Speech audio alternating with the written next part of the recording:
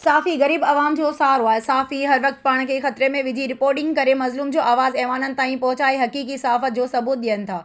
Town committee प्रियालो chairman पारां नए चूंडियल प्रेस क्लब प्रियालो जो मेंबरनि खे आज़ियाणी तक़रीब खे ख़िताब। प्रेस क्लब प्रियालो जी नए साल 2024 जी चूंड थियण बाद चूंडियल बॉडीअ जी मेंबरनि खे आज़ियाणी तक़रीब वक़्तु टाउन कमेटी प्रियालो chairman Syed Jumman Shah press club प्रियालो पहुची साफ़ियुनि खे हार पारां मुबारक ॾिनी। उन वक़्तु तक़रीब में ॻाल्हाईंदे टाउन चेयरमैन सैयद जुम्मन शाह चयो त साफ़ी पंहिंजी ज़िंदगी खे ख़तरे में विझी रिपोर्टिंग करे ग़रीब आवाम जो आवाज़ ऐवाननि ताईं पहुचाइनि था। टाउन चेयरमैन चयो त प्रियालो शहर समेत भरपासे जे इलाक़नि में थींदड़ मसइलनि खे हुकूमत जे चूंडियल नुमाइंदनि ताईं पहुचाए रहिया आहिनि। हिन चयो त असां प्रेस क्लब प्रियालो जे चूंडियल बॉडी मथां पूरो यकीन आहे त प्रियालो जा साफ़ी पंहिंजी ईमानदारी सां निभाईंदा। हिन चयो त मां चेयरमैन टाउन प्रियालो हर वक़्तु प्रियालो जी साफ़ियुनि सां हर वक़्तु साणनि गॾु क़दमी क़दम गॾु रहंदुसि।